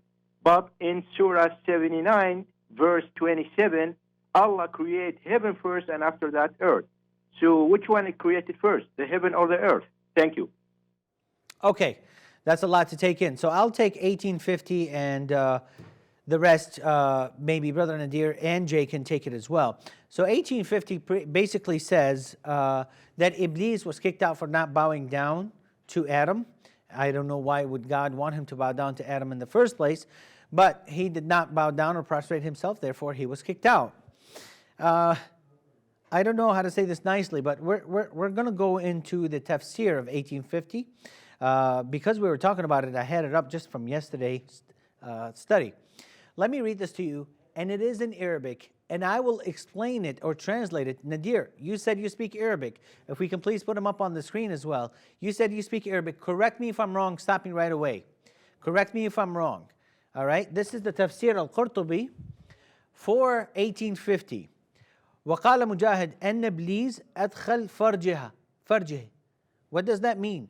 أن إبليس, that means this is the name for shaitan. أدخل فرجه, that means he went into himself sexually. This is Satan. He went into himself sexually. في فرج نفسه, in himself. فبعد 5 بيضات. So Satan here had sex with himself and he laid 5 eggs. Okay? فهذا أصل دريته or ثرياته. هذا أصل ثرياته, that means this is the beginning. This is how it originated. What that caller was saying is, how did Satan become more Satans or more shaitans? Because he was the only one kicked out. فهذا أصل ذريته. وقيل إن الله تعالى خلق له, that means, and say, this God Almighty, He made for Himself في خد اليمنى ذكرى. في خد اليمنى ذكران. Dhukran is a male part. So God here made for himself, for Satan, on the right thigh, a male part. This is a penis. Okay? I'm surprised that I have to say it on the show. He made for Satan, on the right leg, dhukra, وَفِي الْيُسْرَى فَرْجَهَا. And in the left thigh, he made a vagina. This is how Satan brings forth kids. He claps his legs and he literally has sex with himself. فَهُوَ يَنْكُحُ هَذَا بِهَذَا. يَنْكُح, do you know what that word means? He has sex. And then he has sex from this and this. فَهُوَ يَنْكُحُ هَذَا بِهَذَا. This leg with this leg, he merges them together and he has sex. فَيُخْرَجْ لَهُ كُلَّ يَوْمٍ. And then comes out, or then emerges to him every single day, عَشْرُ بَيْضَاتٍ. 10 eggs. Look at the imagination of Muhammad here. 10 eggs are laid every single day. يخرج من كل بيضة, out of each egg comes out 70 شيطانة وشيطنة. 70 Satan male and Satan female. Every single day, this is what happens. فهو يخرج وهو يطير. And as soon as he comes out, as soon as the shaitan comes out, he starts flying away. And this is the way that we have so many shaitans and shaitanas and so many jinns and so many demons, is because Satan literally has sex with himself This is Tafsir al-Qurtubi. You cannot say no to this. This is one of the most trusted sources. Anybody who's listening, go to chapter 18, verse 50, and look at the Tafsir al-Qurtubi. And this is how it's made. But I believe I've talked over my 4 minutes. And even though I was just answering a question, I will give my time to Brother Nadir to answer the second question. And then we'll give Jay a minute to answer that as well, or to rebut what you've said. But go ahead, Brother Nadir. Can you hear me? Double the amount of time you guys are taking double the amount of time to speak. I've got all these things I got to answer. Come on, guys. You're only giving me 1 minute, or how much time do I get? To answer the call. The minute is just to answer the call, and then we will go to your time that's allotted to you for you to talk. But it's just to answer the call. What was the caller's question? The question was, how was it made in 6 days in one verse, or which one was made first, heaven or earth, as one verse says, or earth and then heaven, as the other verse says? Well, I don't know which verses you're talking about. Which one are you referring to? He had mentioned the verses, and I did not write them down, but I can get it from the text. I didn't write them down either. Go ahead and take your 4 minutes as you wanted to, and then we'll answer that caller as well. Okay. Before I begin my 4 minutes, I want to ask Jay just a quick question. Will you disavow the virginity test found in the book of Deuteronomy? Yes or no? About blood on the bed sheets. Just answer that, then I'll begin my 4 minutes. I don't go either way. I don't practice it today. Of course I don't practice today. So why should I? But it's in your Bible. Sorry, I don't follow the Old Testament. I follow Jesus Christ. That's a whole other debate as to what was happening in 1400 BC and what we follow today. I go to Matthew 5. If you want to go into that thing, I would love to debate you on that, because it's brilliant that you even bring it up. Why don't we go and follow the Mosaic Law, and why do we follow Jesus Christ? I wish you would, Nadia. You could really come on home. You could use an awful lot of good, solid logic, because almost everything that we need to follow today, you can find in Jesus Christ. Okay, so let me begin. So Jay Smith, let me translate what he's saying in English. He acknowledges this to be a scientific error inside his Mosaic Law. I don't follow that law. I follow Jesus. Come on, man.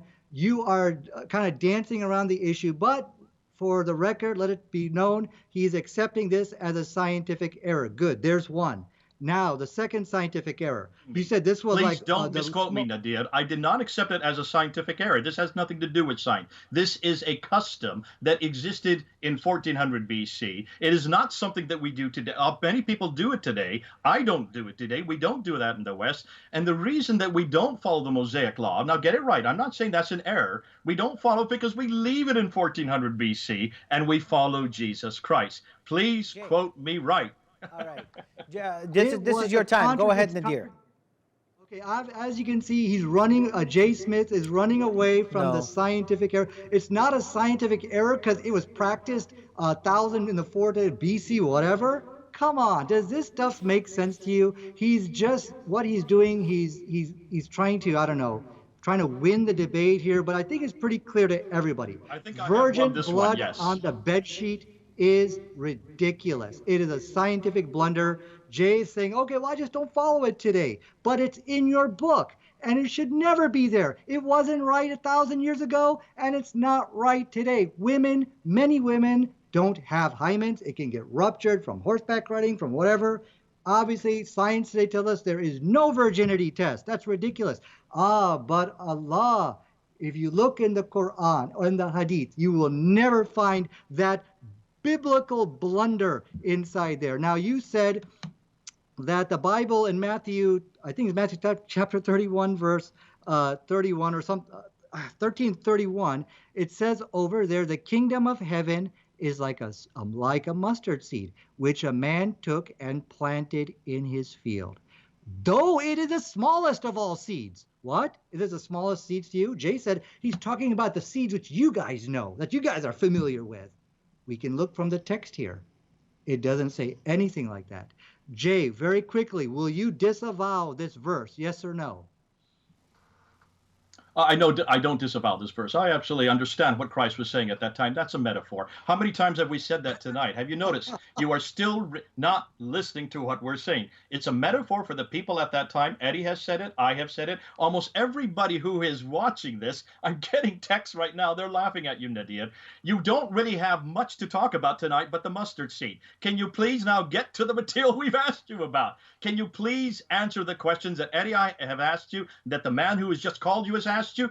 Can you please talk about the sun and the moon following each other? Please get to this material. You're running out of time. Okay, so now, as you can see, he said this is what all false religions will try to deceive you. They will try to deceive you into tricking you that this is all metaphorical. Well, you know what? Two can play at that game. Yeah, Jay, all that stuff you pointed about the sun and the moon following each other, that's all metaphorical. Let's all go home. There you go. Look, I can use his same wacky, quacky explanation to explain everything he's saying. But I noticed tonight, I'm not going to do that because whatever he's presenting as scientific miracles can easily be explained. Now, when they say about the sun and the moon following each other, it all depends from which perspective you're talking about. If you're talking about from our perspective, absolutely. One day you can look at the sun coming up, and then you look at the moon coming up. So it definitely, in that, from our perspective, it is one is following the other.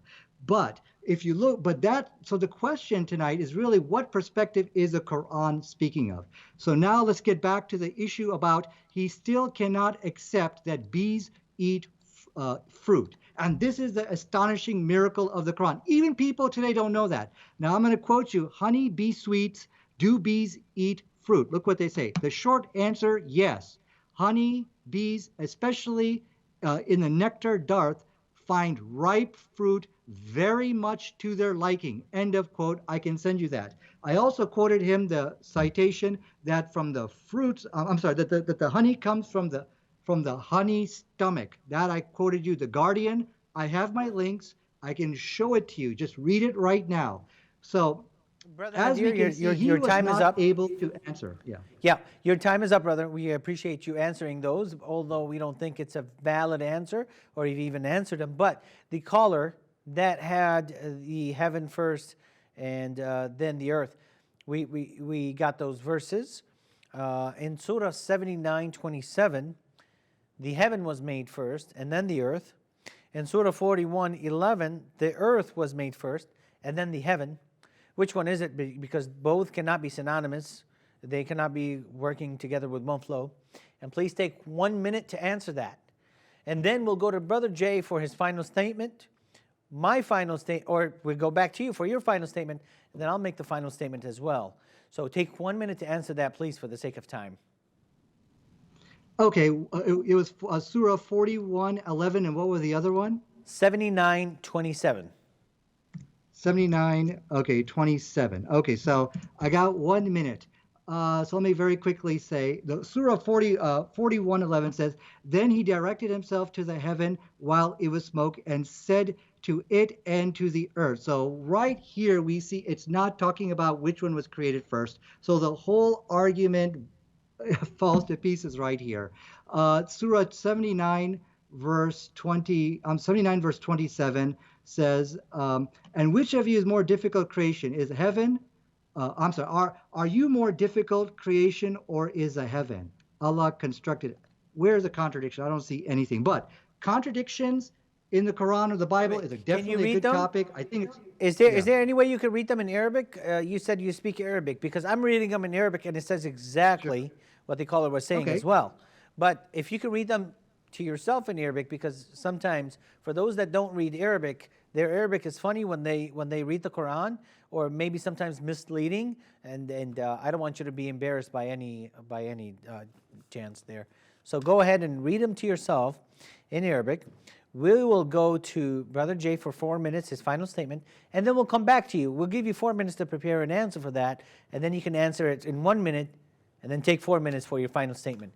Dr. Jay? I do not want to have Sorry, Eddie, I'm not going to do a final statement, then have him do after me. I'm sorry, if you could have him do his final statement, then I will end with the final statement. All right, go ahead. Nadir, did you want to give us a final statement? And you can look that verse up, those verses up as well, because in the Arabic, they're saying exactly what that caller was saying. Okay, so let me start my, I'm looking at it in the Arabic. There's nothing about khalaqa, which means to create. There's nothing like that in the verse. But this is off topics. Whether the Quran or the Bible contradict each other, it's a great topic. I would love to do that, but that is off topic. Really what we started to discuss here is where the scientific errors inside the is the Quran a scientific miracles? We went off topic on what I debated in 2008. I'm sorry, Jay, if I wasn't able to answer your question, but as you can see, I had my plate full here to answer everything, and you guys almost had double time than what I had. But anyways, so we learned a lot today. We learned a lot from the Quran. Bees eat fruit. Go ahead and Google it. Do bees eat fruit? We learned that that honey comes from the stomach of the bee. We learned that today. This is stuff which people even in today's world don't know. Now, I've presented my references to Jay. He just kept denying them. Well, I don't think it's like that. I don't think it's like that. But be rest assured, email me, na19711990@gmail.com. I can present my references to you. But you can just Google the stuff yourself. Just type bee honey stomach, and you'll get so many references for that. I've already provided my reference for that from The Guardian. So 4 scientifically correct statements, back to back. 1, 2, 3, 4. Sorry, a man in the desert 1,400 years ago cannot make those statements. Even if the stuff is observable or is mentioned in the past, if you're copying, well, then you're going to copy a lot of the blunders and the scientific errors if you're doing that. That's a very stupid thing to do. If you're doing your own research, 10-to-1 ratio of scientific errors for 1 correct statement. 4 scientifically correct statements back to back proves the Quran is a scientific miracle. That's the first one. The second evidence which I've presented to you today. Astonishingly, the Quran corrects 3 scientific blunders of the Bible, embarrassments. The Bible says that the mustard seed is the smallest seed planted in the ground. It didn't say the seed which you know of, as Jay Smith and I believe Eddie mentioned. That's not what the Bible says. If the Bible said that, then my point is mute, of course. But I can be rest assured it does not say that. And you can learn more about it by just Googling mustard smallest seed Bible. Just put that in Google and you can read articles on it. Thank you, Nadir. We appreciate you being here once again, and we look forward to seeing you on some future shows as well. Brother Nadir, you said that it's an embarrassing fact. I'm not embarrassed as a Christian. Dr. J, are you embarrassed today? Because I'm not. These are not very well-known facts, and I wish that the Muslims would do the same thing that we're doing. We're quoting their own sources, their own tafsirs to explain their own passages, yet he's going to go to Google and he's going to look up his own understanding or an Islamic understanding of biblical scriptures. But Dr. J, give us your final 4 minutes, and then I will take 2 minutes and we'll go from there.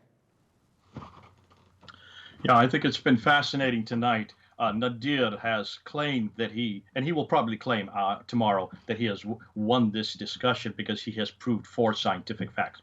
I would like people who are watching to ask whether you think Nadir is correct. Do you think that Nadir has not only supported his evidence? He's using a Guardian article about the fact that there is a stomach called the honey stomach, and he believes therefore honey is made in the stomach. It does not come from the stomach. It comes from, everybody knows that honey comes from honeycombs. The bees bring the nectar to the honeycombs. That's where the honey is produced. He then has spent almost an entire debate, an hour and a half, really coming down on the mustard seed, which had nothing to do with the debate today, trying to claim a biblical error. And he's saying that this is, and though we went over and over, said that this is a metaphor for that time, for the period of that time, so they would understand. He says, okay, let me just use on the sun as an orbit in Surah 21, 33, and 36, 40, and Surah 91, verse 1 and 2. I'll call that a metaphor. The very thing that he won't accept from us, he is now using for his defense of the sun following the moon. I just caught him out on that. Fascinating how inconsistent Nadir is. Thank God we don't have to be inconsistent like this. Thank God we don't have that problem with the Bible. I'm so glad that I can trust this book. You pretty well, those of you who have watched this debate tonight, pretty well have seen that this book's got a lot of problems. We've not gone through a number of areas. He didn't even talk about the dark waters. He really didn't understand the whole things with the different water, the different types of water and the barriers between the water. I think Eddie really helped him with the Arabic on that. But I'm not sitting here to quibble on that. He certainly did not understand about the difficulty with the bees, even though he kept on repeating that I have got some source from a Guardian article. It's fascinating to me that Muslims have to spend so much time trying to find scientific proofs in the Quran. Why is it they're even asking this question? Have you heard Christians doing this? Do we need scientific proofs from the Bible to prove that this is authoritative? Do we even have any schools that go around giving scientific proofs? I wanted to find out if this was so, and I did a bit of Googling today, and it's fascinating that I never took a course on scientific proofs of the Bible because no one even asked that question. It's not a question that should be asked because we have whole different criteria for the Bible as to whether we know its authority or not. A good paper written by Dr. Norman Geisler, and I can send it to you, Nadir. This paper here, if anybody wants it, just ask the station. They'll send it to you.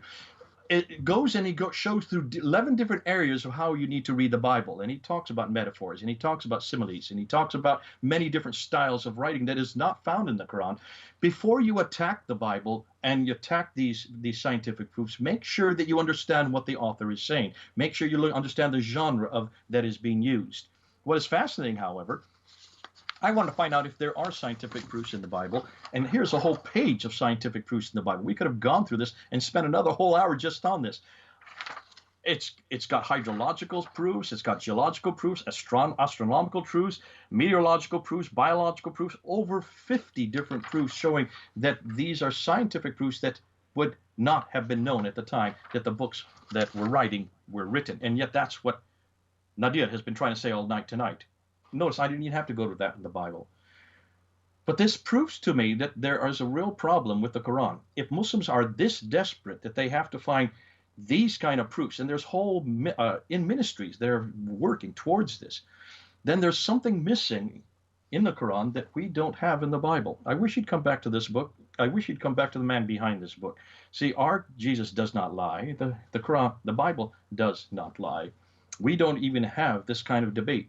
What I would really like to do with Nadir or somebody else is to go and actually ask the questions about how the Quran was put together, whether or not it really is from God or if it is from man. Now, I see my 4 minutes is up, and I'll stop there. It's been a good time. Thanks, Nadir. It's the first time I've met you. It's the first time I've even done a debate on this subject. Thank you for the time that you did spend. I don't think your conclusions are held by most of the people that have watched this discussion. It's been a good discussion. We've been even keeled. Thanks, Eddie. You've done a great time moderating. I didn't realize you were actually going to join in this debate. I thought it was just between Nadir and myself. But nonetheless, God bless you. You're an Arabic speaker, and you know the material a lot better than we do when it comes to Arabic. Listen, it's been a great time. God bless you all. This is Jay, over and out. Well, thank you guys for joining us. I wanted to say that if you want to learn the Quran, please try to go to the Arabic, as a lot of Muslims will tell you, because really when you read it in the English, it is deception at its best. It has been really mistranslated. So when I went into these passages and I read in Arabic, he claims that he knows Arabic. He should have known exactly what I was talking about. So when I mentioned the shooting stars as meteorites, or the meteorites as shooting stars that are shot at Satan, I went to chapter 67, verse 5, and in the Arabic, it says exactly that. When I went into chapter 55, verses 19 through 22, about the two seas not mixing together, fresh and water, I went into the tafsirs, fresh water and salty water. I went into the tafsirs as well in the Arabic, and I was showing him exactly where this was and the word in Arabic so that he can look it up, or maybe he might know it. Any Arabic-speaking person would know, if that is his native tongue, that barzakh is the word of a land barrier. This is a land barrier, not it's still in water. This is a land between two waters. If we were to go to the understanding of how Satan and the shaitans, the demons right after him, were being brought forth to this life. It's literally Satan having sex with himself because he has a penis on the right thigh and a vagina in the left thigh, and he brings forth kids. He lays eggs every single day, 10 eggs a day, and out of each egg, 70 shaitans females and shaitanas females and shaitans males will come out. I mean, this is kind of the ridiculousness that we have to deal with. So we'll mention this to the Muslims. They ask us questions about the Quran, the Bible. We'll mention what we believe. We'll actually interpret it for them because we're the Christians here. And yet they don't buy it. They want to believe in their own way. So he got stuck with the Palestinian seed, the mustard seed, but he couldn't show anything else. But we're trying to tell him, please don't go to that. Now we also tell him, get off of this topic and try to answer the questions. And we get no answer from that. And then in his own head, he says that we have submitted to him and his ideas. Really, we have not, and we've been saying this to you over and over again. I'm going to the Arabic over and over again. That's how I'm proving to you that I know exactly what this is saying. Yet you're going to the English, and the English is demolished. The English is taken away. What I have to say is this. When you read the Bible, there's a 99.6% accuracy in what it has to say. 99.6% accuracy in what it has to say. The rest of the errors that I'm talking about are not critical errors. There's commas or misplaced letters here and there. They're not really so big. So why don't you go ahead and give the Bible a try and see if there are scientific proofs in the Bible, and see if it is, like Brother Jay had said, something that we actually have to defend. We don't actually have to defend it. We don't have schools of thoughts on this. We don't even have schools talking about scientific proofs of the Quran or of the Bible. But the Quran does, and we have to go to school to learn all these things. So, bottom line, I'd like to thank Brother Nadir for coming on the show, Dr. J for coming on the show as well. We look forward to hearing from you guys on some future episodes. This has been an episode of The Truth and Lies on the Trinity channel. We thank you all for watching. God bless and have a good night.